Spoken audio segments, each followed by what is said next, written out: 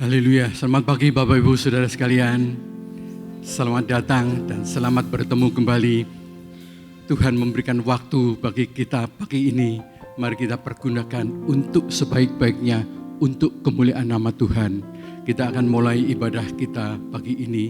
Biarlah Allah Roh Kudus memimpin kita. Tuhan menganugerahkan segala sesuatu yang terbaik. Dan kita akan masuk dalam doa. Saya sambut Bapak Ibu untuk bangkit berdiri bersama-sama. Kita akan masuk dalam doa. Allah Roh Kudus, Tuhan Yesus, Bapa di sorga, saat ini kami datang menghampiri hadirat-Mu, merendahkan diri, dan kami mohon pimpinan-Mu, mohon campur tangan-Mu, mohon segalanya Engkau memberkati.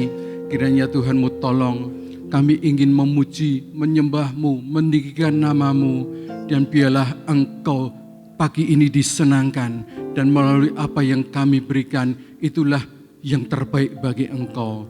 Memberkati Tuhan acara ibadah ini dari awal sampai selesai nanti. Dan ketika kami nanti pulang, tidak dengan tangan hampa, tetapi membawa berkat-berkat yang dari Engkau. Sehingga berkat-berkat ini kami boleh curahkan, kami boleh impartasikan kepada seluruh keluarga, kepada orang-orang di mana kami temui, dan nama-Mu ditinggikan, dipermuliakan. Kami serahkan ibadah pagi ini di dalam nama Tuhan Yesus Kristus. Kita yang semua yang mengasihi Tuhan bersama katakan amin. Puji nama Tuhan. Kita akan memuliakan Tuhan. Di depan kita ada perjamuan kudus, darah Tuhan dan tubuh Tuhan.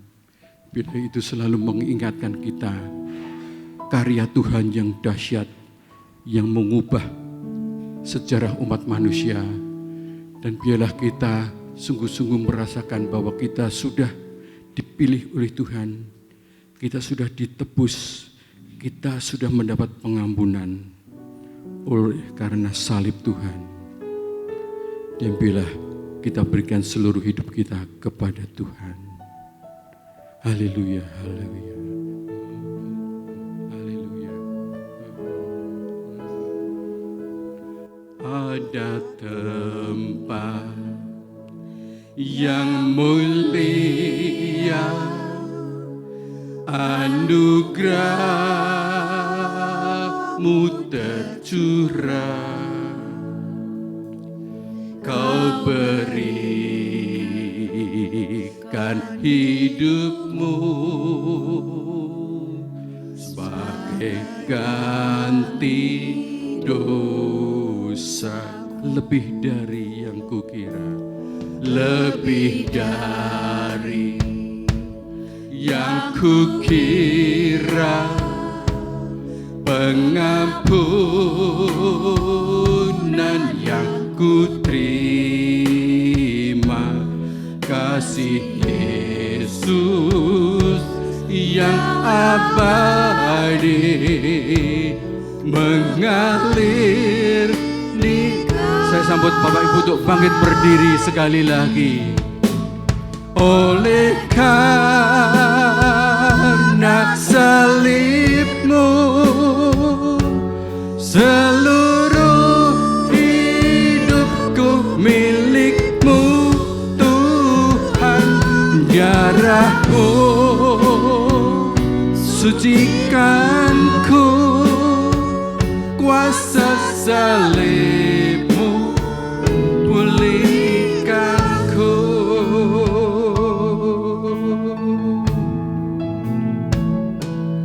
Ada tempat yang mulia, anugerah-Mu tercurah, Kau berikan hidup-Mu sebagai ganti dosaku. Haleluya. Lebih dari yang kukira, pengampunan yang kuterima, kasih Yesus abadi mengalir di Kalvari. Oleh karena salibmu, seluruh hidupku milikmu Tuhan. Darahmu sucikanku, kuasa salibmu pulih oleh karena salibmu. Oleh karena salibmu, seluruh hidupku milikmu Tuhan. Darahmu sucikanku, kuasa salibmu pulih. Sekali lagi, oleh karena salibmu. Oleh karena salibmu, seluruh hidupku milikmu Tuhan. Darahmu sucikanku, kuasa salibmu. Sekali lagi katakan, oleh karena salibmu kita rasakan cinta Tuhan yang melanda hidup kita. Dia mengasihi kita siapapun kita. Haleluya. Sucikanku, kuasa salibmu pulihkanku. Oleh karena salibmu, seluruh hidupku milikmu Tuhan.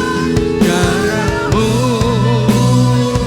sucikanku, kuasa salibmu pulihkanku.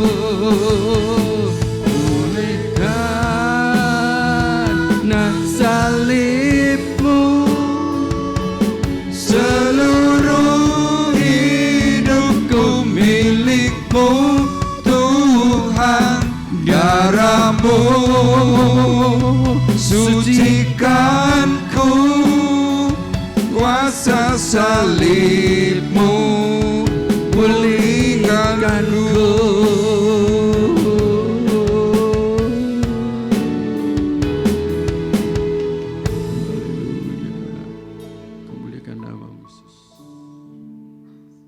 Kami berterima kasih kepada Tuhan pagi hari ini.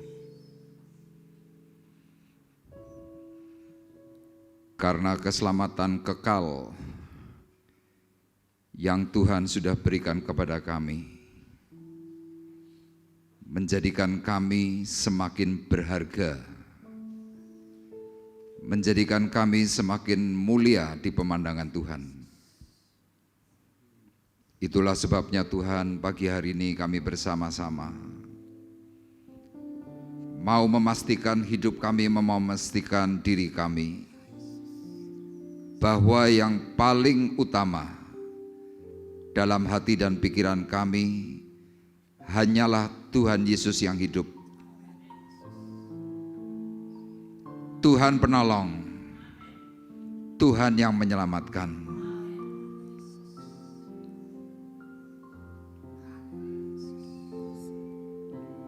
Yang terutama di dalam hidup ini, meninggikan nama Yesus.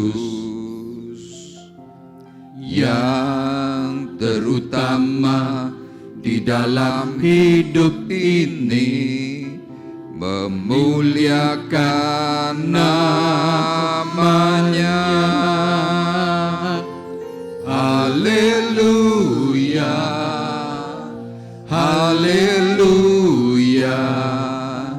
Saya mau cinta Yesus. Katakan haleluya. Haleluya. Angkat tanganmu kepada Tuhan.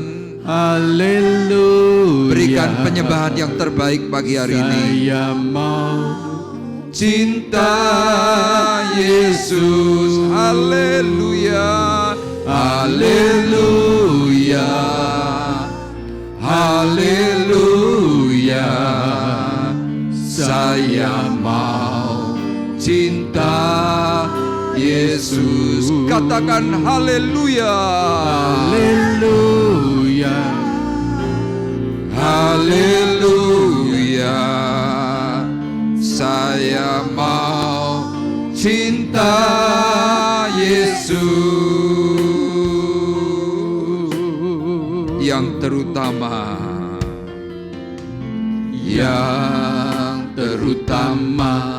di dalam hidup ini, meninggikan nama Yesus. Yang terutama di dalam hidup ini, memuliakan namanya. Haleluya. Haleluya. Saya mau cinta Yesus. Haleluya. Haleluya. Haleluya. Saya mau cinta Yesus. Haleluya. Haleluya. Haleluya. Saya mau cinta Yesus. Haleluya. Haleluya. Haleluya. Saya mau cinta Yesus. Haleluya. Ku mau memujimu, ku selalu pujimu. Ku mau menyembahmu, ku selalu sembahmu. Kau yang layak terima sebuah pujian. Kemuliaan hanya bagi Tuhan. Ku mau memujimu, ku selalu pujimu. Ku mau menyembahmu, ku selalu sembahmu. Kau yang layak terima sebuah pujian. Kemuliaan hanya bagi Tuhan. Kau yang layak terima sebuah pujian. Kemuliaan hanya bagi Tuhan.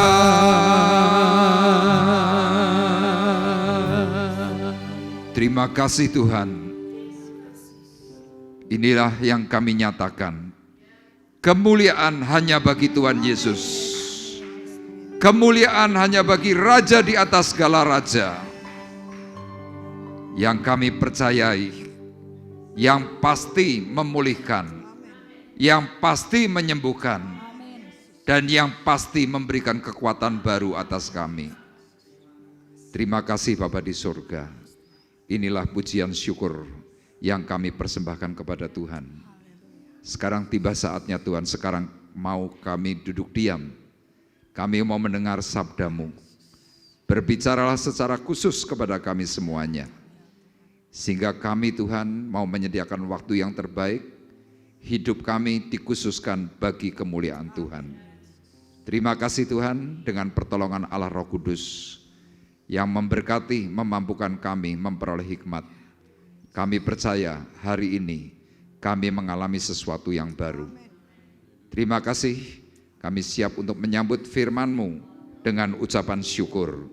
Di dalam nama Tuhan Yesus Kristus kami berdoa. Dan kita semua yang diberkati oleh Tuhan bersama-sama berkata, amin. Puji Tuhan. Dipersilahkan duduk. Shalom. Apa kabarnya? Haleluya. Puji Tuhan. Bapak Ibu, bulan Mei kita sudah belajar tentang arahkan pikiran ke akhir hidup. Ya, kenapa kita perlu mengarahkan pikiran kita kepada akhir hidup kita? Karena ini adalah memang bagian yang paling penting.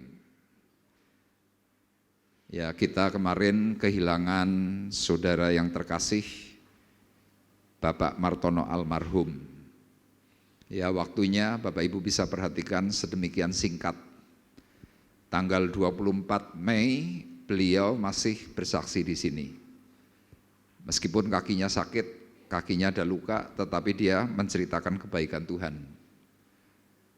Dan sangat mengagetkan karena ketika saya diberitahu oleh istrinya, Ibu Lestari, dia cerita bahwa tanggal 27 waktu Hari Raya Idul Adha, tiba-tiba Pak Martono ini dadanya itu tidak enak, terasa panas meromong begitu.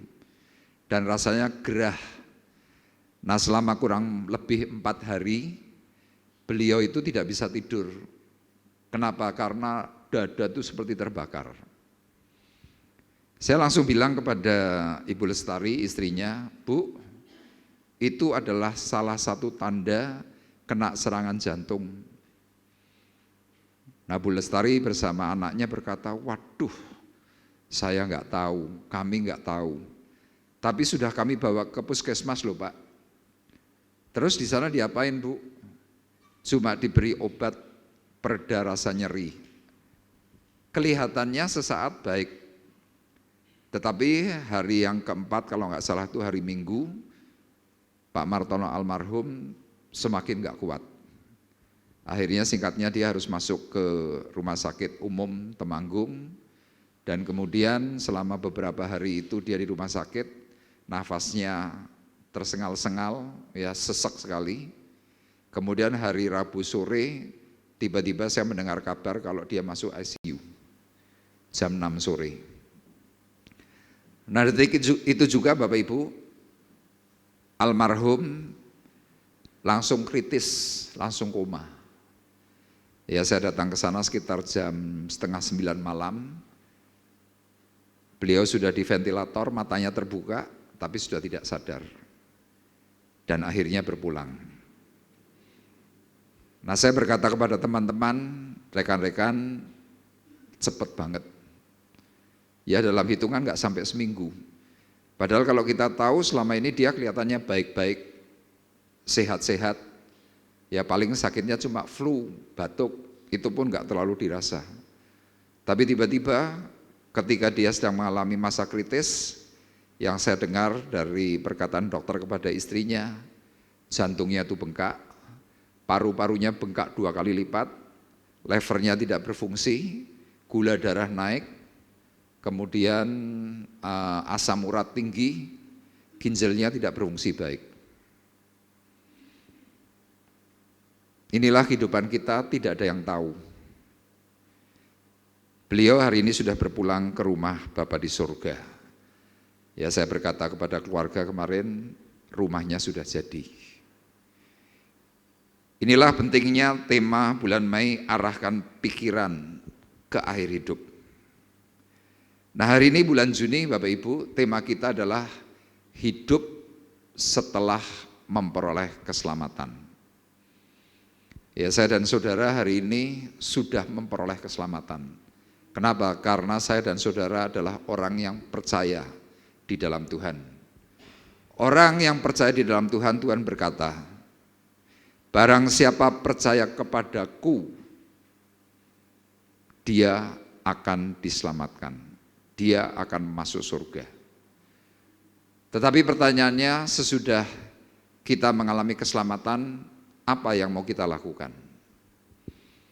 Banyak orang menganggap bahwa yang penting aku selamat. Urusan-urusan yang berikut itu gampang. Tapi hari ini saya mau berkata kepada Bapak Ibu, tidak segampang itu. Kenapa? Karena ada banyak orang yang pada akhirnya gagal. Ya, saya sengaja memberikan gambar seorang ayah yang menyambut anaknya. Ya, ini cerita tentang anak yang terbuang, anak yang terhilang. Kenapa? Dahulu sewaktu dia kaya, dia foya-foya. Dia berpikir bahwa di rumah bapaknya ini percuma. Dia akhirnya berkelana. Sampai akhirnya dia jatuh miskin dan bapaknya mendengar kabar. Si anaknya ini hidup dari meminta-minta. Dan yang paling mengerikan, makanan babi dia makan. Tetapi puji Tuhan pada akhirnya anak yang hilang ini kembali. Dan bapaknya dengan amat sangat sukacita ini menyambut. Nah, inilah gambaran kita di hadapan Tuhan. Kita ini semuanya anak yang hilang. Saya pernah hilang bertahun-tahun, mungkin Bapak Ibu juga pernah terhilang. Pada suatu hari ketika kita pulang, datang kembali ke rumah Bapak, Tuhan itu menyambut dengan sangat sukacita. Nah, sesudah kita mengalami kembali sesuatu yang baik dari hadapan Tuhan, apa yang mau kita kerjakan? Surat Roma pasal 12 ayat 2 berkata demikian. Janganlah kamu menjadi serupa dengan dunia ini, tetapi berubahlah oleh pembaruan budimu, sehingga kamu dapat membedakan manakah kehendak Allah, apa yang baik, yang berkenan kepada Allah, dan yang sempurna. Ada 3 tahap Bapak Ibu. Tuhan kepingin sekali kita yang sudah diterima oleh Bapa di surga, kita yang sudah menerima faktor keselamatan, kita harus mau mengalami yang namanya perubahan gaya hidup. Ya, dalam bahasa asli ini memakai kata metamorfoo atau metamorfosa. Perubahan bentuk dari bentuk yang lama menjadi bentuk yang baru. Dari ulat, kepompong, kupu-kupu. Itu namanya metamorfoo. Dari sesuatu yang sangat tidak baik, sangat mengganggu, tiba-tiba menjadi sesuatu yang indah. Nah, tetapi sayang Bapak Ibu, banyak orang selalu berkata, yang penting jadi orang itu baik. Nah, Bapak Ibu perlu ketahui dalam ayat ini kita diberitahu, kalau kita hanya berdasarkan kehidupan kita adalah hidup yang baik, saya berkata, kita nggak perlu ikut Yesus. Kenapa tidak perlu ikut Yesus? Karena semua agama pasti mengajarkan baik. Nggak ada agama yang mengajarkan, ayo kamu nyolong, ayo kamu judi. Tidak ada. Tapi semua agama mengajarkan baik. Manusia awal diciptakan oleh Tuhan, dikatakan bahwa yang awal semua benda di bumi, apapun yang dicipta oleh Tuhan, Tuhan berkata, apa yang dilihat oleh Allah itu baik. Tetapi kita manusia yang dicipta pada hari yang ke-6, pada waktu penciptaan itu selesai, Tuhan berkata, ketika Tuhan melihat manusia, maka Tuhan berkata, manusia itu amat sangat baik. Jadi saudara ini amat sangat baik, bukan hanya cuma sekedar baik. Kalau Anda memberikan dasar bahwa hidupmu baik, Anda turun level. Kita orang di dalam Tuhan, ciptaan Tuhan amat sangat baik. Tapi pertanyaannya, apakah amat sangat baik atau baik itu memberikan sebuah jaminan keselamatan? Jawabannya tidak. Tapi lihat Bapak Ibu, banyak orang selalu berkata yang penting baik.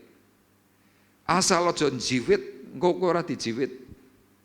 Kalau kamu enggak ganggu orang, nanti kamu enggak diganggu.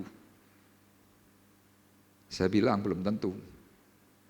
Saya pernah ketemu seseorang, ini seorang pria, orangnya baik, dia non-Kristen, kaya, dia punya prinsip yang paling penting jadi orang itu baik.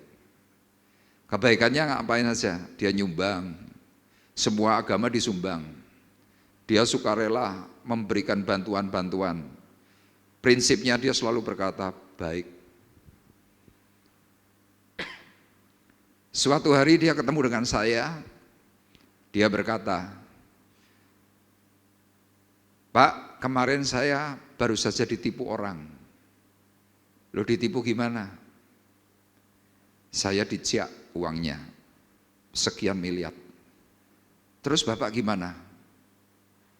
"Ya sudah, yang penting kita tetap saja tabur kebaikan."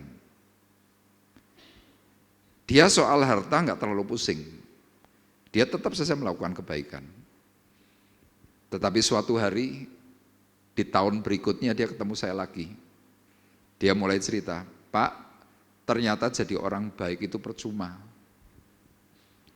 Saya tanya, "Loh kenapa? Dulu kan Bapak punya prinsip bahwa yang penting baik." "Ini Pak yang saya tidak paham. Saya sudah baik, saya sudah habis-habisan untuk sebuah kebaikan. Tapi hari ini Pak, saya berkata percuma."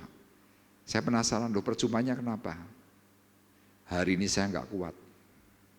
"Lah iya Pak, kenapa enggak kuat?" "Istri saya lari dibawa laki-laki lain." Memang antara si istri dengan si suami ini bedanya cukup jauh, sekitar 12 tahun. Kekayaan tidak kurang, semuanya tidak kurang.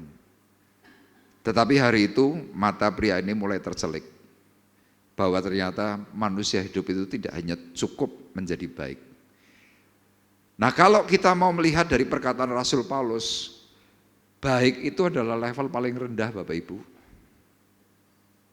Jadi kalau Anda masih tetap punya prinsip yang penting jadi orang itu baik, Anda masuk dalam level yang paling rendah. Kenapa? Karena urutan yang kedua, Tuhan kepingin apa yang baik itu yang berkenan. Berkenan itu benar. Berkenan itu dalam bahasa Inggris memakai kata acceptable. Acceptable itu artinya bisa diterima. Jadi kita baik, kita harus benar, diterima oleh Bapa. Makanya hal baik belum tentu benar. Hal benar pasti baik. Nah, sesudah baik, benar, berkenan ini, Tuhan kepinginnya selanjutnya apa? Sempurna. Nah, Rasul Paulus dahulu punya prinsip jadi orang tuh baik. Agamanya kuat. Tapi lihat kebaikannya menjadi keblinger. Kenapa? Dia menilai orang lain menurut standar pribadinya. Dia melihat orang Kristen, dia benci karena dia berpikir ini sekte. Ini pengajaran yang keliru. Hari itu Rasul Paulus sebagai seorang Farisi, sebagai orang Taurat, dia menantikan yang namanya juru selamat. Muncul sekte baru, pengikut Kristus, dia marah. Setiap orang Kristen bunuh, karena apa? Ini menyalahi peraturan agama yang sudah digulirkan. Tapi kenapa suatu hari kok tiba-tiba Rasul Paulus ini ditangkap oleh Tuhan? Ini gambarnya. Dia mengalami perjumpaan dengan Allah, dengan Tuhan Yesus. Dalam satu perjalanan ke Damsyik, sewaktu dia sudah menghabisi banyak orang Kristen, tiba-tiba dia harus berjumpa dengan Tuhan. Hanya dengan satu panggilan lembut, "Saulus, Saulus, mengapa engkau menganiaya aku?" Dia kaget. Hari itu Rasul Paulus belum pernah mengalami perjumpaan dengan Allah. Belum pernah. Dia mendengar suara itu. Orang-orang di sekitarnya tidak mendengar, tetapi dia mendengar. "Saulus, Saulus, mengapa engkau menganiaya aku?" Yang pertama Saulus karena bingung, dia berkata, "Siapa ya, siapa ya?" Tuhan bertanya lagi, "Mengapa engkau menganiaya aku?" Tiba-tiba di situ refleks, ini refleks Bapak Ibu. Saulus langsung berkata, "Tuhan ya." Tuhan menjawab, "Ya, aku Yesus yang kau aniaya." Kaget dia.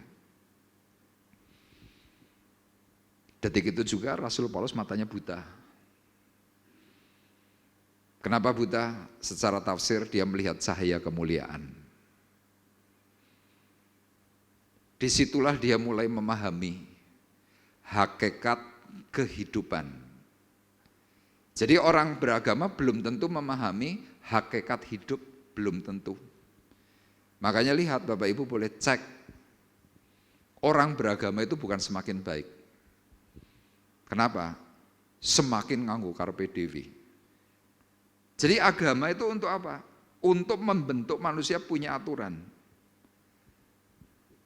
Faktanya, karena agama, kita terpecah-pecah. Karena agama, persahabatan bubar. Ayo sekarang Bapak Ibu ini yang Kristen, sama-sama Kristen. Dulu, lengket sahabat karib. Gara-gara cuma pindah gereja, jadi musuh. Betul enggak? Halo Bapak Ibu, banyak yang kejadian begitu. Saya sampai ngomong, kalau gitu kita enggak usah punya agama. Mendingan dadi wong biasa wae, persahabatan tetap jalan. Nah beragama cuma saling sindir, saling menyalahkan buat apa?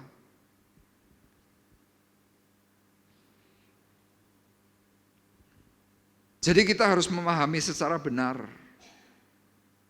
Rasul Paulus hari itu waktu belum berjumpa dengan Tuhan, sudah menurut standar pribadinya. Tapi waktu dia sudah mulai mengalami Tuhan, dia belajar pergi kemana? Ke tanah Arab. Di tanah Arab dia ngapain? Dia berdiam diri. Dia tidak mau belajar dari para rasul terlebih dahulu, enggak. Kenapa? Dia sangat berhati-hati. Dia mulai pelajari yang namanya Taurat, tentang nubuat-nubuat, tentang siapa Yesus. Itu dia kumpulkan, dia belajar. Disitulah dia mulai mengalami perjumpaan dengan Tuhan yang berikut, mengalami yang namanya iluminasi, mengalami yang namanya pewahyuan. Dan disitulah terjadi perubahan hidup. Nah nanti sepanjang 1 bulan ini Bapak Ibu kita belajar tentang surat Roma. Ya bicara tentang doktrinal mulai dari pasal 1 sampai pasal 11, kemudian pasal 12 sampai 16 itu praktikal. Nah hari ini kita mau dibawa oleh Tuhan belajar tentang praktek. Kenapa? Doktrinnya kita sudah tahu. Yesus adalah juru selamat kita semuanya. Amin. Nah sekarang prakteknya. Nah hari ini saya memberikan judul, untuk siapa hidupmu? Untuk siapa saudara? Untuk siapa? Ora krungu. Yang keras coba, untuk siapa? Tenane. Saya kalau ditanya sama orang, kamu hidup untuk siapa? Nek para pria menjawab, aku hidup untuk keluargaku. Aku kerja mati-matian untuk istriku, untuk anak-anakku. Faktanya benar enggak? Enggak benar. Kenapa? Karena banyak orang hidup itu untuk diri sendiri. Untuk hobi, untuk kesenangan, untuk apapun lah. Tapi orang selalu berkata, hidupku untuk keluarga.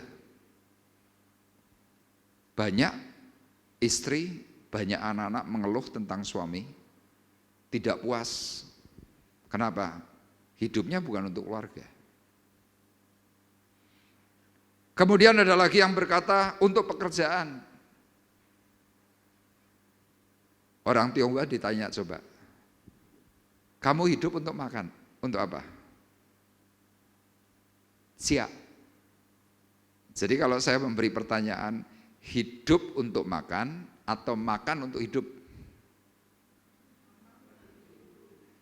Hidup untuk makan atau makan untuk hidup? Makan untuk hidup, berarti kita makan supaya kita hidup, betul kan? Tapi ada orang yang prinsipnya beda, hidup untuk makan. Dan ini akhir zaman, minggu yang lalu saya sudah jelaskan itu gambar yang di tengah. Coba Anda sekarang cari, halo lagi di mana? Yuk ngumpul di sini, di mana? Di kafe. Ini. Nanti ditelepon lagi, jam berapapun. Jawabannya sama, kafe. Kenapa? Ini zaman akhir, ini akhir zaman. Rasul Paulus ditangkap oleh Tuhan, hidupnya sesudah itu untuk Tuhan. Abraham dipanggil oleh Tuhan keluar dari Ur Kasdim menuju satu tempat tanah perjanjian. Di tengah perjalanan dia bertanya kepada Tuhan, Tuhan kapan aku punya anak? Tuhan cuma ngomong, keturunanmu nanti seperti bintang di langit dan pasir di laut. Banyak, tapi bertahun-tahun dia menunggu. Tidak mendapatkan anak.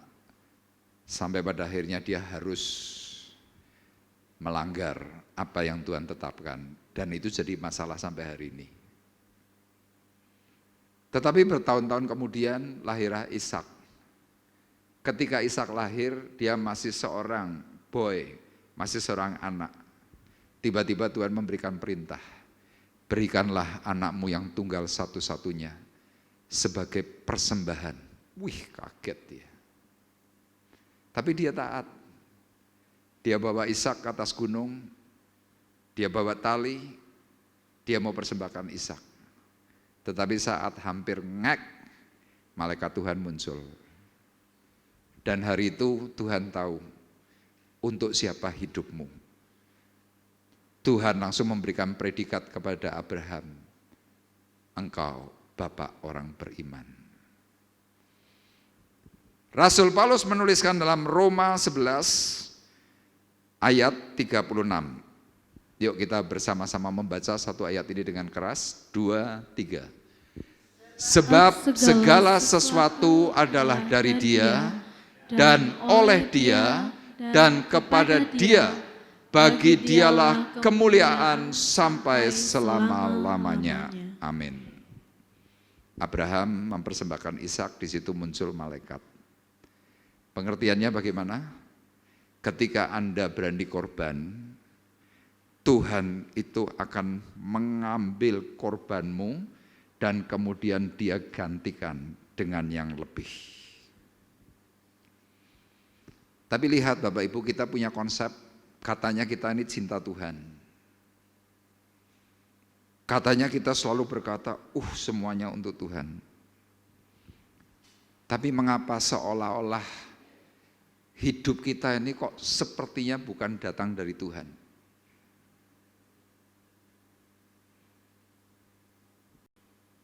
Kita suruh korban, hampir-hampir kita tidak berani. Nah hari itu Rasul Paulus mencoba menggugah pikiran orang-orang yang di rumah. Untuk siapa hidupmu? Orang Roma hari itu sudah ikut Tuhan Bapak Ibu. Tapi yang namanya judi jalan terus. Totoan jalan terus. Orang Tenglang bilang suknya jalan terus. Terus apa lagi? Meribakan uang jalan terus. Paulus kira-kira tanya, untuk siapa hidupmu? Jadi itu hal-hal yang bersifat sekuler. Orang Roma lakukan itu semua, termasuk mabuk, termasuk apalagi wedoan, termasuk apalagi perselingkuhan, perzinahan. Wih, komplit itu sudah. Paulus berkata, harusnya yang benar, segala sesuatu adalah dari Dia, oleh Dia, kepada Dia, bagi Dialah kemuliaan sampai selama-lamanya. Artinya apa? Hidup ojo sampai keblinger, kira-kira begitu. Nah, kenapa Rasul Paulus ini sampai memberikan perkataan ini? Ya sesuai dengan tujuan. Rasul Paulus mencoba membawa kita semuanya memahami kebesaran hikmat Allah dan menyerahkan hidup sepenuhnya itu kepada Allah. Loh Rasul Paulus kalau Bapak Ibu kepingin tahu riwayat hidupnya, nanti Anda baca dalam Filipi pasal 3, itu komplit. Dia orang hebat, dia bukan orang miskin. Ya secara tafsir karena dia adalah seorang pembuat kemah, Kemahnya kemah kafilah, kemah yang besar. Dia kalau hidup zaman sekarang, dia ini konglomerat real estate, itu Paulus. Agamanya kuat, kaya, agamanya kuat. Seperti pada umumnya orang dunia, kaya agama kuat, uripe sakarepe dhewe, diatur ora iso. Ketika manusia tidak bisa mengatur, Tuhan menjamah. Waktu Tuhan menjamah, dia sadar,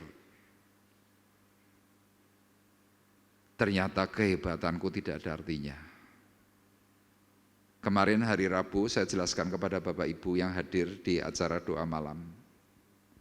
Manusia kita ini banyak lemah. Manusia kita ini banyak kekurangan. Sehebat-hebatnya Anda bisa sakit. Secantik-cantiknya Anda, suatu hari nanti Anda tua. Seganteng-gantengnya Anda, suatu hari nanti Anda peot, keriput semua. Itu manusia kita. Nah, kelemahan yang paling mendasar dalam hidup kita setiap hari Bapak Ibu, kita tidak pernah bisa ngelihat ini. Gitok. Betul enggak? Ada di sini yang bisa ndelok gitokmu dewi? Enggak ada. Anda mau muter gini tetap tidak bisa. Tugel yo, krek. Anda mencoba gini-gini tetap tidak bisa. Itu kelemahan kita, ada keterbatasan. Kemudian keterbatasan yang kedua apa selain kita tidak bisa delok gitoke dewi? Anda tidak bisa melihat bokongmu dewi. Iso bokongmu delok? Bisa enggak melihat bokong? Sekalipun dengan kaca loh, misalkan Anda bawa kaca coba didelok, iso ora? Enggak bisa. Itu keterbatasan. Yang paling ringan, Anda tidak bisa melihat ke samping. Bisa melihat ke samping? Coba, ayo, coba Anda melihat ke samping. Ke sampingmu nih sekian derajat bisa? Tidak bisa. Kalau kita menengok ke samping bisa. Ini keterbatasan kita. Rasul Paulus hari itu ditangkap Tuhan langsung, waduh. Langsung dia mikirnya apa? Memahami kebesaran hikmat Allah. Karena dia memikirkan hikmat Allah, kemudian dia menyerahkan hidup sepenuhnya kepada Allah, makanya dia tadi berani berkata, sebab segala sesuatu adalah dari Dia, oleh Dia, kepada Dia, bagi Dialah kemuliaan sampai selama-lamanya. Nah, sekarang yang menjadi pertanyaan, untuk siapa hidupmu? Alasan Paulus mendedikasikan hidupnya semua untuk Tuhan karena apa? Yang pertama Bapak Ibu, kita lihat dalam Roma 11. Ya, next. Yang pertama, ini alasan Rasul Paulus kenapa dia menyerahkan hidup khusus untuk Tuhan. Karena yang pertama ini yang Bapak Ibu perlu harus juga pikirkan. Paulus berpikirnya yang pertama ini adalah besar rahmat pengampunannya. Apa saudara? Besar rahmat pengampunannya. Orang kalau ingat satu hal ini Bapak Ibu, saya berani pastikan, hidupmu itu pasti diserahkan kepada Tuhan. Tapi kalau Anda tidak mikir ini, Anda untuk menyerahkan hidup ya mikir. Yang Anda pikirkan pertama apa? Piye carane nyerahke urip, aku tesin duwe bojo, tesin duwe anak, tesin duwe mantu, tesin duwe putu. Tapi coba kita kilas balik, pikirkan lagi. Ayo di sini siapa yang tidak berdosa, angkat tangan. Ada yang tidak berdosa? Kita dosa semua termasuk saya. Ayo siapa di sini sing ora tau nyolong? Oh, Anda bilang, "Oh, Pak, saya enggak pernah nyolong loh, Pak." Ngapusi. Lu nyolong apa, Pak? Nyolong tusuk gigi ning rumah makan. Ayo sapa sing biasa nyolong? Termasuk saya ini lo nyolong. Lho Pak, itu kan ndak nyolong, itu kan mau fasilitas. Nek fasilitas kuwi njupuk siji apa loro. Nek iki ora tusuk gigine ana merek resorane dijupuk rada akeh. 10 kantongi leboke tas kuwi nyolong. Loh, ini yang simpel aja. Nah, kalau kita sadar bahwa hidup kita berdosanya minta ampun. Orang-orang yang sudah bertobat sebelum pertobatan itu terjadi biasanya datang kepada hamba Tuhan cerita, Pak, saya mau ngaku dosa. Di dalam liturgi Katolik dianjurkan untuk ada pengakuan dosa. Pengakuannya yang pertama biasanya apa? Oh Pak Pendeta, saya mau ngaku dosa. Oh ya, dosanya apa? Saya kemarin mencium pacar saya. Loh, Anda tahu kalau itu dosa? Tahu Pak Pendeta, lah kok dilakuke? Enak. Sesuke wis ngaku ngulangi meneh. Ngulangi meneh. Itu baru dosa yang kelihatannya kecil Bapak Ibu. Belum yang besar-besar. Coba Bapak Ibu ingat dosamu itu loh, diampuni oleh Tuhan. Besar rahmat pengampunannya. Kalau kita sadar di situ, Tuhan minta apa dari dirimu, mesti dikai. Amin. Contohnya gampang. Kalau Anda misalkan sakit, tidak sembuh-sembuh, ngerti-ngerti ada orang pinter, ada paranormal. Cuma dicekel pundakmu langsung melaku jenggirat. Paranormalnya bilang, Bapak, karena Bapak sudah sembuh,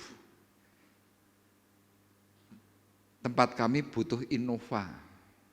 Bapak bisa beri? Siap. Kasih enggak? Kasih, mari yuk.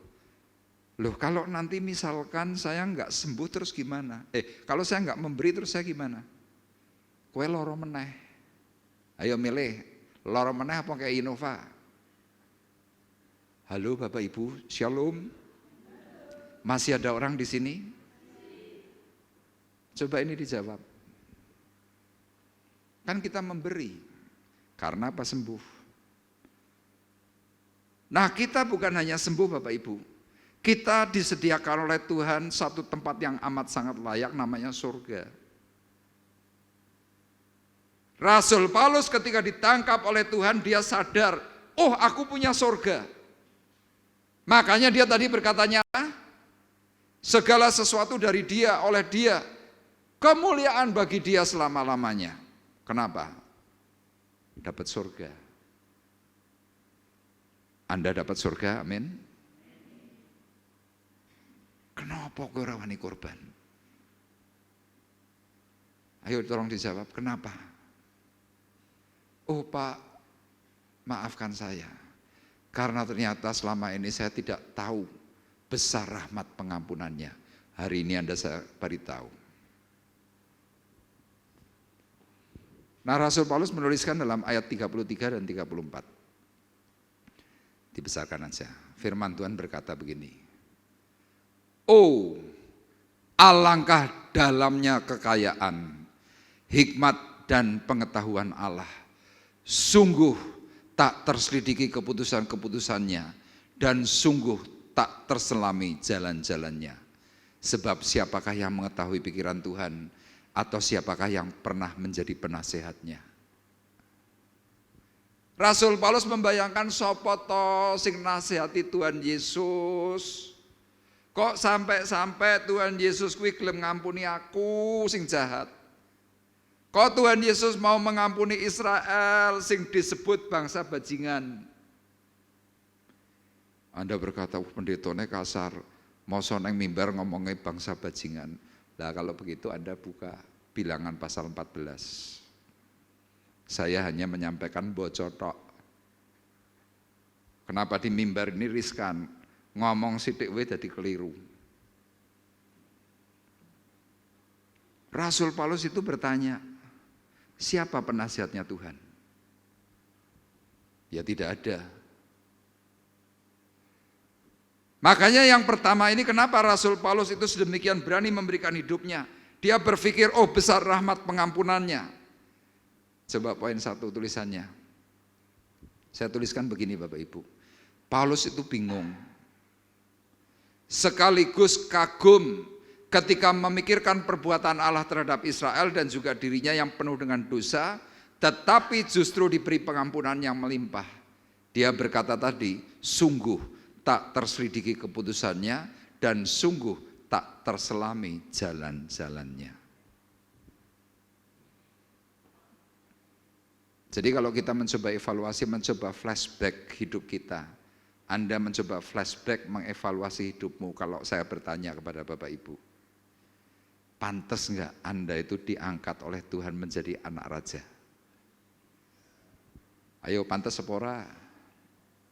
Bapak Ibu, pantas enggak? Ngomong jujur ora pantas. Tidak layak. Termasuk seperti saya ini jadi pendeta tuh tidak layak, ora pantas. Lah kok jadi pendeta, Pak? Tuhan layakkan semuanya itu. Sama Anda hari ini loh, apapun hidupmu, Anda tuh dilayakkan, diangkat oleh Tuhan. Makanya hari ini saya mengajak Bapak Ibu, yuk kalau kita sudah ngerti, kita sadar betapa besar rahmat pengampunan Tuhan untuk saya dan saudara. Mulai hari ini kita komitmen kepada Tuhan, Tuhan, aku hari ini mau berkomitmen hidupku untuk Tuhan. Tidak ada amin. Bagaimana nih? Ini bagaimana? Ada amin? Puji Tuhan, beri kemuliaan untuk Tuhan. Saya besok usul sama Anda yang masih muda-muda, mungkin LD, mungkin Hindra. Besok kalau punya anak, 3 dengan amin. Ben kelingan, men amin, men amin. Lah tak saya ngomong amin, ora ono sing amin. Ini loh Bapak Ibu yang saya rindukan. Loh Pak, kalau begitu saya jadi pendeta? Enggak. Kalau begitu saya jadi hamba Tuhan? Enggak. Rasul Paulus itu bukan secara langsung jadi gembala, tidak. Abraham tidak secara langsung jadi gembala, tetapi hidupnya benar-benar dedikasinya untuk Allah, untuk Tuhan. Sama hidupmu apapun bentuknya, Anda bisa didedikasikan untuk Tuhan. Ini yang pertama. Kemudian yang kedua, kenapa Rasul Paulus mendedikasikan hidupnya semua untuk Tuhan? Untuk siapa hidupnya? Ini yang kedua, alasannya. Kenapa dia berani memberikan hidup pada Tuhan? Karena dia tahu, dia diberi tempat terhormat. Apa saudara? Diberi tempat terhormat. Bapak Ibu mau diberi tempat terhormat? Mau ya? Saudara sudah amin semua ya? Berarti cocok ini. Perhatikan ayatnya. 35 dan 36. Atau siapakah yang pernah memberikan sesuatu kepada Tuhan sehingga ia harus menggantikannya? Sebab segala sesuatu adalah dari Dia dan oleh Dia dan kepada Dia, bagi Dialah kemuliaan sampai selama-lamanya. Rasul Paulus hari itu menuliskan tulisan ini kepada sidang jemaat Roma. Yang pertama memang diarahkan kepada Israel yang hari itu masih tegar tengkuk. Tapi saat itu juga dia juga menceritakan tentang perjalanan karir hidupnya waktu dia mulai hidup dalam Tuhan. Orang kan mempertanyakan begini, kalau aku melayani Tuhan, berarti aku sudah memberikan sesuatu kepada Tuhan. Kalau aku sudah melayani Tuhan, berarti Tuhan harus menggantikan dengan berkat-berkat yang melimpah atas hidupku. Rasul Paulus berkata, salah. Loh kok bisa salah Pak? Iya, pelayanan saya, pelayanan saudara, pelayanan kita semuanya, itu dengan satu tujuan, Tuhan sedang memberikan kepadamu tempat terhormat. Jadi kalau tadi saudara berkata bahwa mau tempat terhormat, amin. Anda hari ini mendapatkan tempat terhormat. Loh kok bisa Pak? Karena mau tidak mau perkataan Anda tadi sepakat bahwa Anda sedang mau setuju untuk terjun dalam pelayanan. Wah, aminnya lumayan. Loh kok bisa Pak? Ini tulisan saya begini, poin 2. Ketika dirinya diizinkan oleh Tuhan bisa melayani Tuhan, diutus sebagai rasul, sebagai guru, sebagai penginjil, bukan karena Rasul Paulus hebat, bukan karena Rasul Paulus itu membantu Tuhan, tapi yang dia sadari, dia diberi tempat terhormat oleh Tuhan, dan bisa melalui kesempatan bisa melayani raja di atas segala raja. Ini tulisan dari Roma pasal 11 ayat 35, itu artinya. Jadi waktu saudara itu dipanggil, kemudian diberi tugas, apapun tugasnya, penerima tamu, kolektan, operator sound system, operator multimedia, bisa khotbah, bisa singer, bisa WL, bisa main musik, apapun bentuknya, itu adalah satu kehormatan dari Tuhan. Engkau dari seorang pendosa diangkat jadi tempat orang yang terhormat. Lah tapi pertanyaannya kenapa kita sering kali nolak? Ayo kalau sekarang saudara sudah tahu bahwa ternyata pelayananmu adalah engkau ditempatkan di tempat terhormat, besok mau nolak? Tidak. Anda nolak berarti Anda tidak sadar engkau sedang menolak tempat terhormat. Lupa, saya melayani Tuhan itu kan karena saya membantu Tuhan. Tuhan gak perlu bantuanmu. Tuhan juga gak perlu bantuan saya. Wong Tuhan yang ngangkat saya kok apa yang perlu dibantu. Tuhan mau jadikan apapun segala sesuatu jadi kok. Tapi Tuhan membawa kita semuanya bahwa ini loh kamu dari dosa, dari hina kamu tak angkat jadi anak raja. Sekarang kamu tak tempatkan di tempat terhormat. Waktu kamu ditempatkan di tempat terhormat, posisimu itu beda.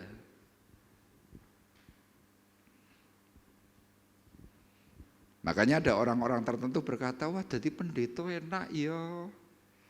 Lo enaknya apa? Nek ana wong kawin mesti kon foto nomor 1. Wah enake kuwi tok. Nek ana wong kawinan mesti kon mangan dhisik nomor 1. Enaknya cuma itu tok. Tapi disitulah kita tahu, oh itu tempat terhormat.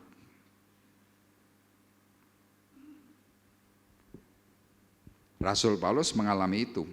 Makanya dia berkata, atau siapakah yang pernah memberikan sesuatu kepadanya? Kenapa Tuhan harus ganti kepada kita? Enggak perlu. Makanya dia berkata juga dalam surat Timotius pasal 3 ayat 1. Firman ini berkata, benarlah perkataan ini. Orang yang menghendaki jabatan penilik jemaat menginginkan pekerjaan yang indah. Jadi Anda sewaktu menjadi rekan sekerjanya Allah, itu adalah pekerjaan indah. Kalau ada orang di sini namanya Indah Rahayu, ben apa? Ben indah. Kan kepinginnya pasti begitu. Amin ya Bu ya. Amin. Jadi pekerjaan melayani itu pekerjaan indah Bapak Ibu. Anda jangan berpikir, oh kenaan Pak Arif. Wih salah, saya tidak menentukan pelayanan itu. Oh kenaan gereja, salah, ini punya Tuhan. Jadi waktu Anda diberi satu tawaran pelayanan, bentuknya apapun. Wih, Anda sedang dijadikan oleh Tuhan itu sebagai posisi terhormat. Ada orang sudah sadar loh Bapak Ibu, aku punya panggilan. Tapi karena lebih nuruti perasaan hati, menuruti pikiran, akhirnya apa? Panggilan itu dilengserkan. Kenapa? Aku tak jadi orang biasa saja. Yo rapopo, pilihan. Loh Bapak Ibu, kalau saya hari itu ya Bapak Ibu, tidak mengambil pilihan ini sebagai pelayan Tuhan, bisa. Tapi hari itu hati saya cuma berteriak kepada Tuhan, Tuhan, kalau hari itu aku nggak ditolong oleh kamu, aku hari ini jadi apa? Ora dadi apa-apa Bapak Ibu. Saya merespon apa yang Tuhan sampaikan. Saya merespon apa yang Tuhan berikan. Kenapa sesuai dengan ayat 36, firman ini menjelaskan kepada kita, sebab segala sesuatu adalah dari Dia. Apa itu? Nafasku dari Dia, mataku dari Dia, hidungku dari Dia, aku bisa bicara dari Dia. Lah kalau Tuhan ambil tuh loh mata kita ora iso ndelok ngene blabur ngono wae dhewe wis bingung. Berapa puluh juta untuk kita bisa menjadi normal untuk kepingin bisa melihat. Dan apakah bisa menjadi 100%? Tidak bisa.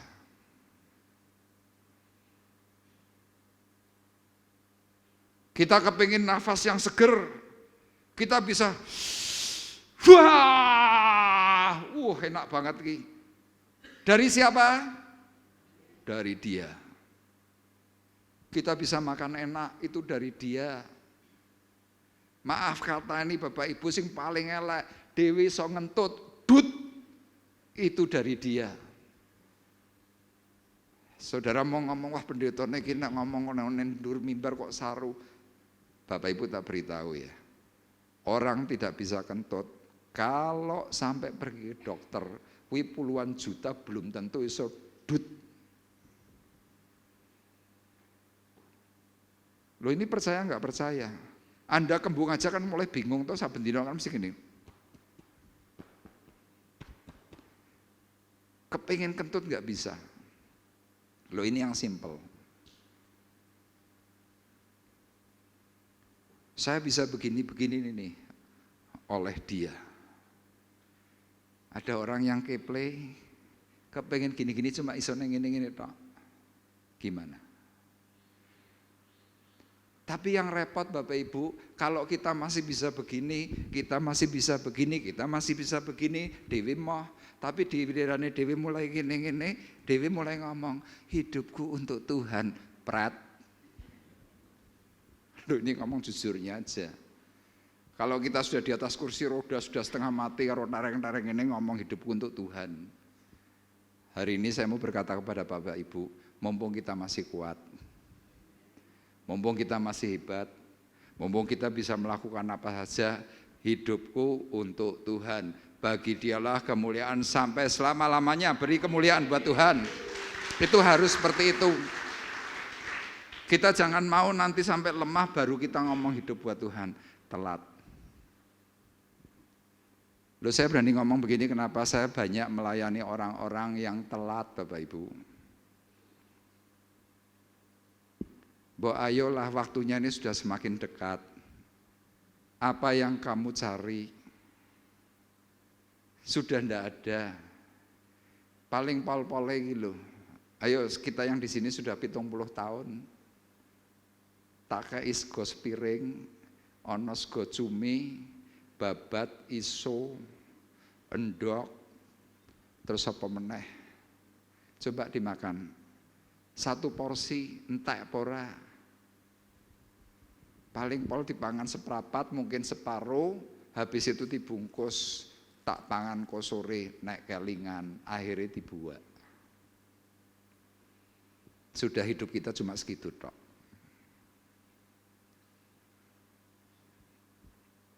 Jadi apa yang harus kita lakukan sekarang?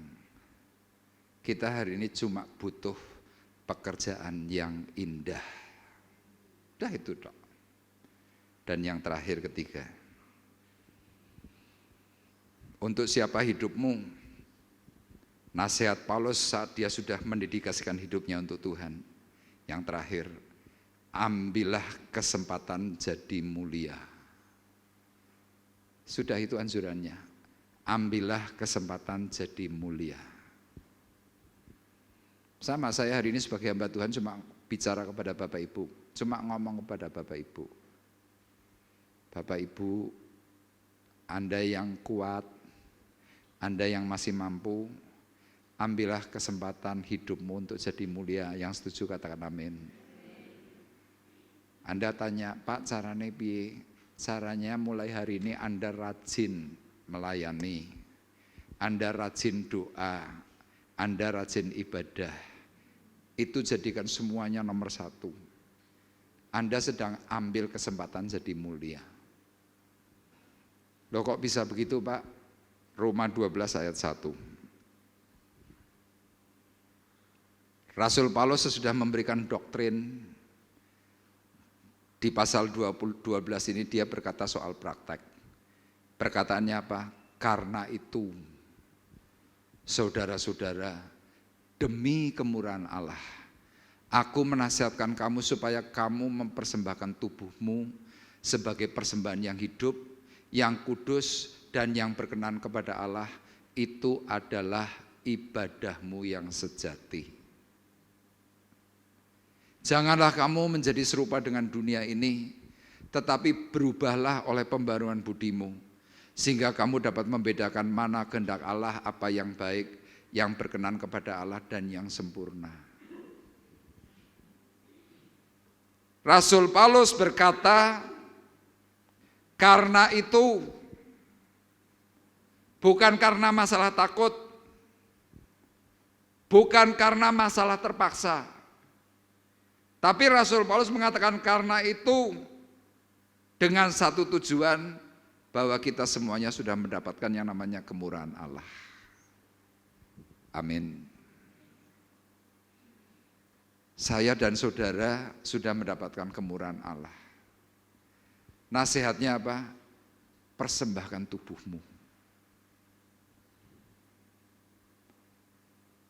Persembahkan tubuhmu sebagai persembahan yang apa saudara?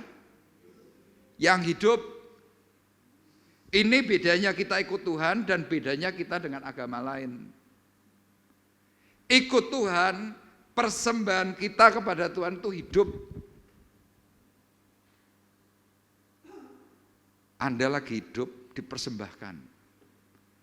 Kemudian dipersembahkan, dicacah-cacah, cek. Loro kabeh ora.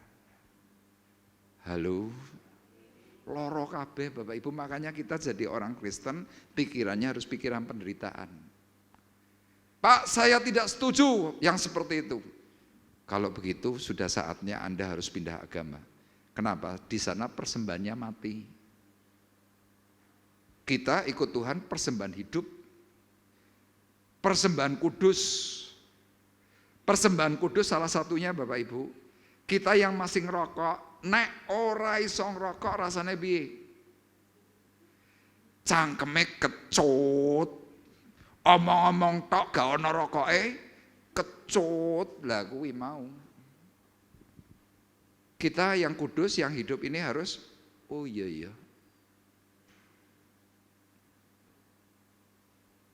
Jadi ini Bapak Ibu, persembahan yang berkenan. Lah terus kalau begitu, waktu kita mulai menyerahkan itu, terus apa sikap kita Pak? Ini ayat 2 tadi. Janganlah kamu menjadi serupa dengan dunia ini. Janganlah kamu menjadi serupa dengan dunia ini. Yang serupa dengan dunia itu apa? Balas dendam, cari keuntungan diri sendiri, kejar popularitas, cari kesenangan pribadi. Tapi kalau kita benar sungguh sudah mengenal akan kemurahan Allah, kita sedang mau mencari tempat terhormat, kita mau ambil kesempatan jadi mulia, kita harus ambil keputusan hari ini. Tuhan, aku mau, apa yang kau mau aku akan berikan kepada Tuhan. Apa yang Tuhan mau? Waktumu. Engkau yang hari ini diberkati Tuhan, Anda punya uang, Anda punya materi, persembahkan kepada Tuhan yang terbaik. Jadi sewaktu kita berani memberikan korban syukur kepada Tuhan, ini merupakan sebuah kesimpulan Bapak Ibu. Semakin kita mengenal kebenaran Allah, semakin kita mengenal kebesaran Allah, semakin kita ini berani menyerahkan hidup untuk Tuhan. Saya menuliskan di poin 3 itu, yang terakhir saya tuliskan, keputusan ada di tangan kita. Saya tidak bisa memaksa saudara, saya tidak bisa mengancam saudara. Tetapi waktu Anda berani mengambil satu keputusan benar, saudara ambil kesempatan jadi mulia. Anda mau dijadikan terhormat oleh Tuhan, kita berikan yang terbaik bagi kemuliaan nama Tuhan. Hari ini Anda masih punya banyak kesempatan. Anda bisa berbagi dengan orang miskin. Anda bisa membantu gerejamu di tempat ini. Anda bisa berikan apapun yang terbaik. Dan semuanya demi kemuliaan bagi nama Tuhan. Amin. Tuhan memberkati kita semuanya.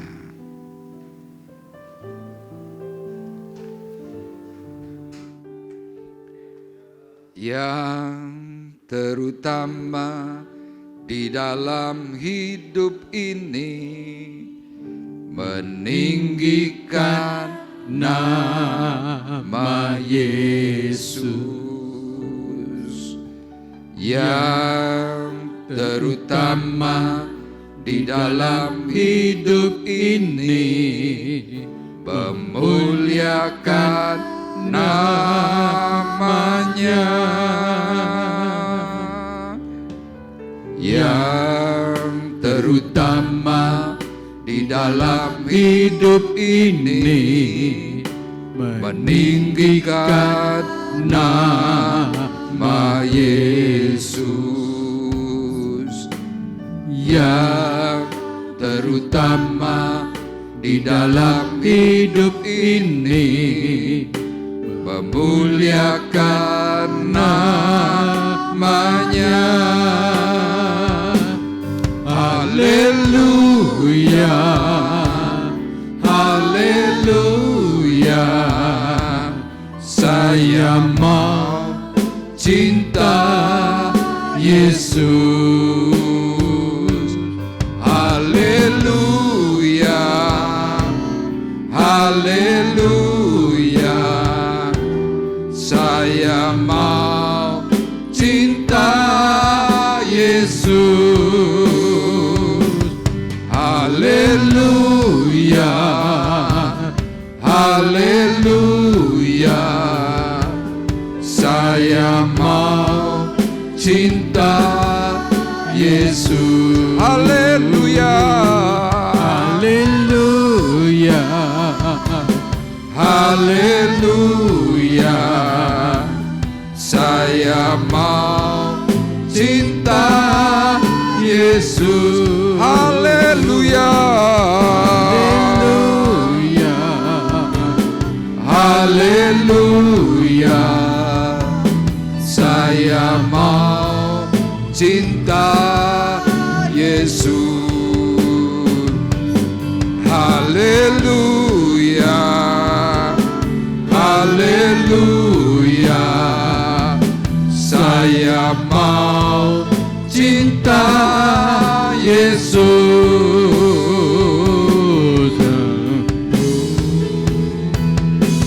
Ku mau memujimu, ku selalu pujimu, ku mau menyembahmu, ku selalu sembahmu.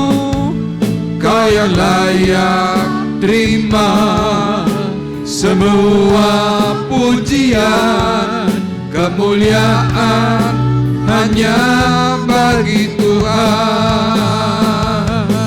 Ku mau memujimu, ku selalu pujimu, memujimu, ku mau menyembahmu, ku selalu sembahmu. Kau yang layak terima semua pujian, kemuliaan hanya bagi Tuhan. Kau yang layak terima semua pujian, kemuliaan hanya bagi Tuhan. Kita akan meneguhkan suara kebenaran firman Tuhan dengan menerima roti dan anggur perjamuan. Dan saya mengundang untuk petugas yang bertugas, kita akan bersama-sama berdoa terlebih dahulu. Bapa dalam surga, firman-Mu sudah kami dengar. Firman-Mu kami belajar untuk memahami. Dan hari ini Tuhan, kami meneguhkan firman-Mu. Dengan sebentar kami akan menerima roti dan anggur perjamuan sebagai lambang tubuh-Mu yang kudus, darah-Mu yang tercurah, yang menebus akan dosa dan pelanggaran kami semuanya. Kami diingatkan oleh Tuhan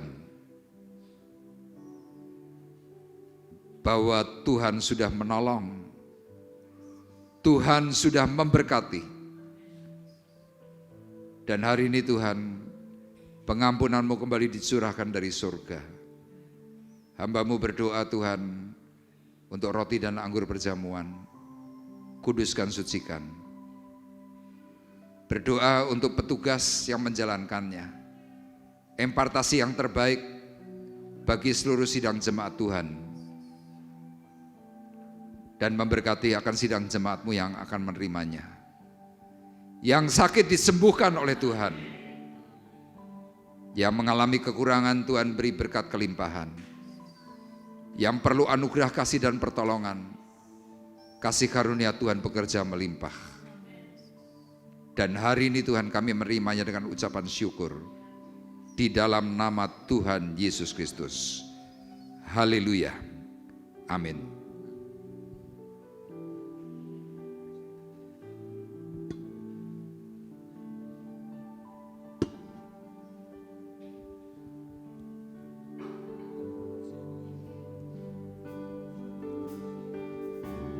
Yesus, Engkau sungguh baik. Sungguh baik, Yesus, nama-Mu indah. Yesus, ku cinta Kau selalu, ku tinggikan, ku agungkan selamanya.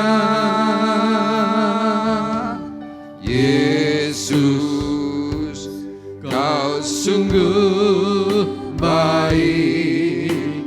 Yesus, nama-Mu indah.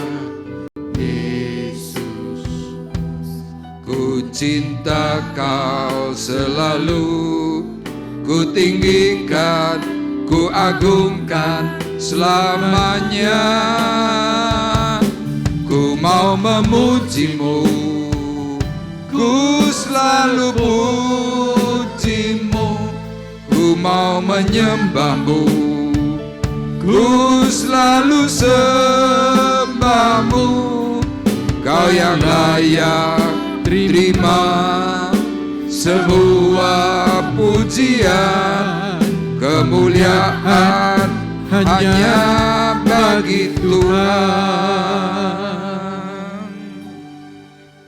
Mungkin ada di antara Bapak Ibu yang belum menerima roti dan anggur perjamuan. Kalau sudah menerima semua, mari bersama-sama kita bangkit berdiri.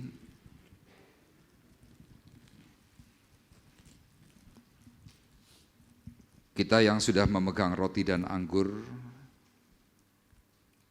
ini adalah lambang dari darah dan tubuh Kristus. Ketika kita nanti mau memakannya, ketika kita nanti akan meminumnya, kita bersepakat mengatakan amin untuk apa yang Tuhan sudah taruh dalam diri kita.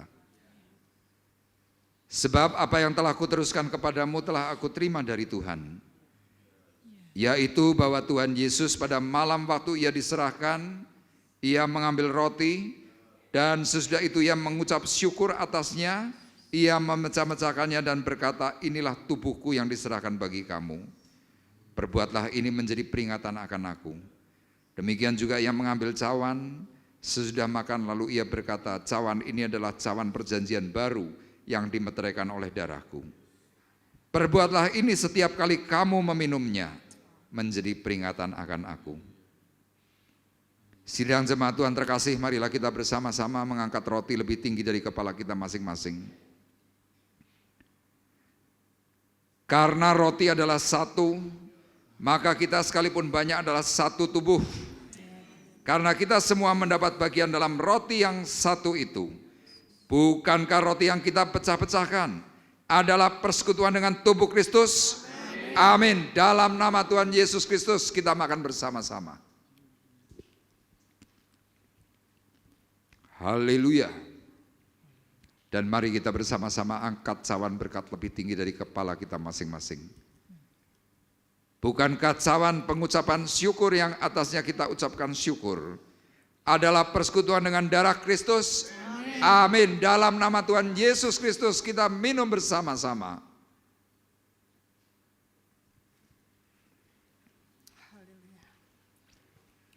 Haleluya. Terima kasih. Dan hari ini Tuhan kami mau berkata kepada Tuhan bahwa hari ini kami ada. Itu karena kebaikan Tuhan. Kami ada hari ini karena kemurahan. Kami ada hari ini karena pertolongan Tuhan. Terima kasih. Terima kasih. Kita mau bersama-sama berkata, aku ada hari ini. Aku ada hari ini karena Tuhan baik dan teramat baik bagiku. Semua yang ku alami bersamamu ku lewati. Indahnya kasih Tuhan seperti pelangi sehabis hujan. Aku ada hari ini karena Tuhan baik dan teramat baik bagiku. Semua yang ku alami bersamamu ku lewati. Indahnya kasih Tuhan seperti pelangi sehabis hujan. Aku ada hari ini. Ya Tuhan, terima kasih karena kebaikan Tuhan kami ada sampai hari ini. Amat baik bagi kami ada karena kemurahan Tuhan. Semua yang ku alami bersamamu ku lewati. Indahnya kasih Tuhan seperti pelangi sehabis hujan. Indahnya kasih Tuhan seperti pelangi sehabis Haleluya. Sembah Dia, angkat hatimu.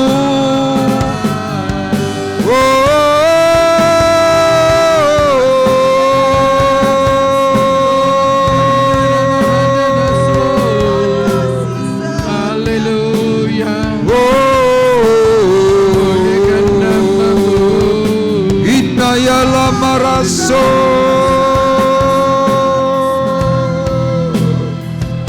Hikayala marase.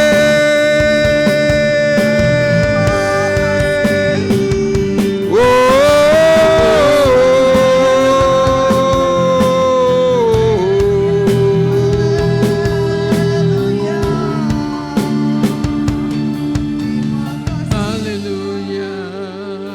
Aku ada hari ini karena Tuhan baik dan teramat baik bagiku. Semua yang ku alami bersamamu ku lewati.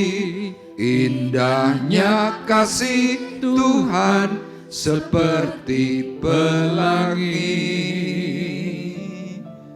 Sehabis hujan. Ya, beri sorak-sorai yang meriah buat Tuhan. Haleluya. Terima kasih Tuhan atas setiap rahmat, kebaikan dan pengampunan yang daripada Tuhan. Terima kasih kalau kami ditempatkan dalam posisi yang terhormat.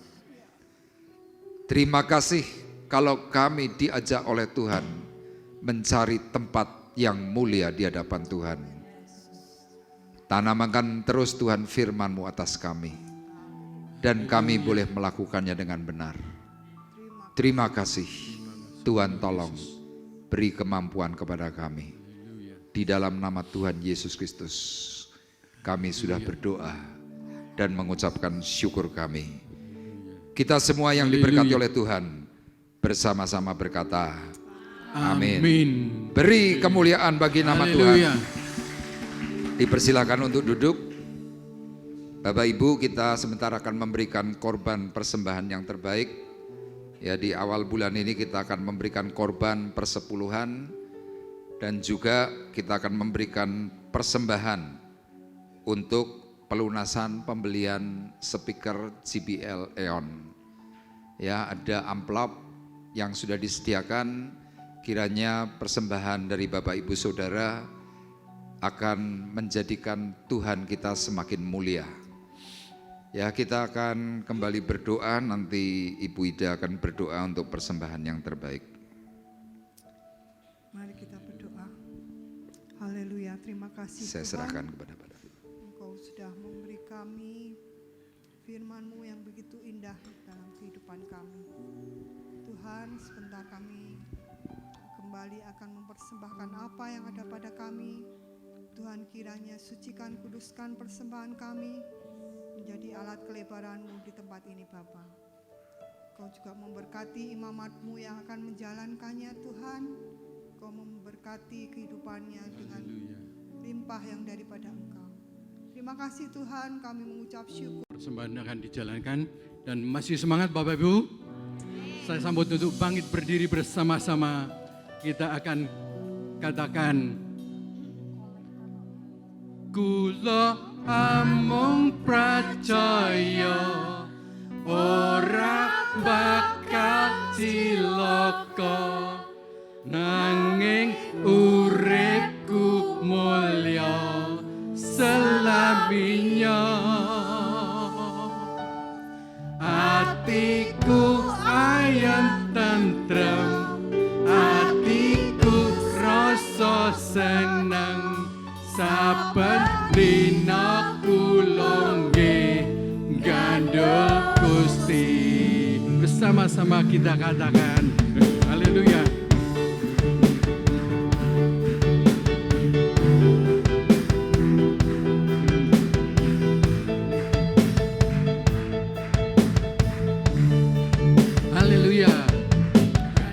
Gusti, gandul Gusti, gandul Gusti, gandul Gusti, dina wangi, gandul Gusti, gandul Gusti, gandul Gusti, gandul Gusti, saben dina wangi, gandul Gusti. Kula amung percaya ora bakal cilaka, nanging uripku mulya selaminya. Atiku ayem tentrem, atiku rasa seneng, saben dina kula nggih gandul Gusti. Sekali lagi, gandul Gusti, gandul Gusti, gandul Gusti. Saben dina kula wengi gandul Gusti. Haleluya. Gandul Gusti, gandul Gusti, gandul Gusti. Saben dina wangi gandul Gusti.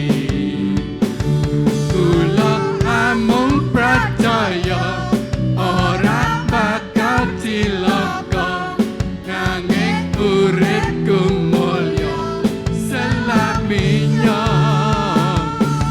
Atiku ayem tentrem, atiku rasa seneng, saben dina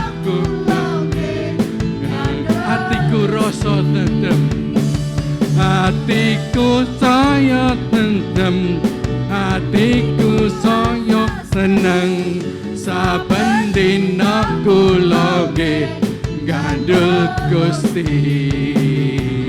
Saben dina kula nggih gandul Gusti. Saben dina kula nggih pripun sederek gandul Gusti. Haleluya. Silakan duduk. Puji nama Tuhan.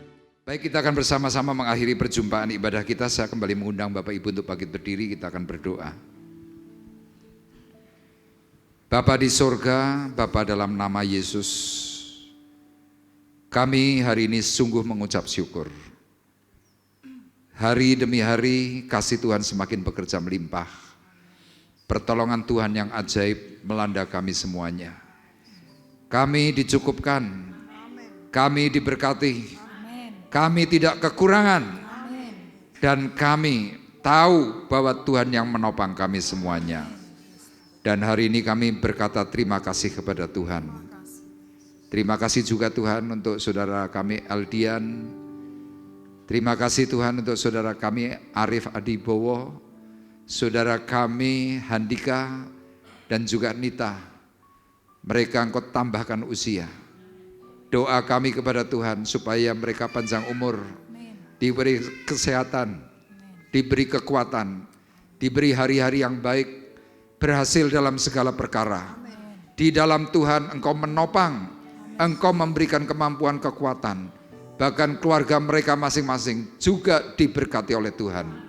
Pekerjaan yang mereka tekuni menghasilkan sesuatu yang baik, menghasilkan sesuatu yang indah, dan semuanya demi kemuliaan bagi nama Tuhan. Terima kasih, dan kami berdoa Tuhan untuk rekan-rekan kami yang tidak bisa hadir karena mereka yang sakit, mereka yang keluar kota, mereka yang berhalangan, kiranya Tuhan menolong.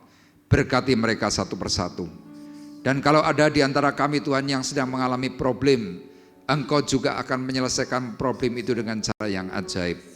Kami percayakan Tuhan segala sesuatu hal perkara-perkara ini dalam tangan kasih Tuhan.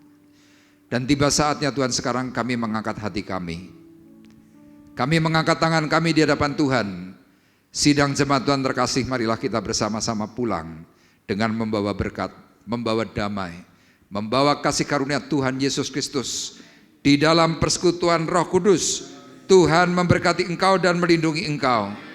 Tuhan menyinari engkau dengan wajah-Nya dan memberi engkau kasih karunia Tuhan menghadapkan wajahnya kepadamu dan memberi engkau damai sejahtera. Mulai dari hari ini sampai Maranatha datang yang kedua kali.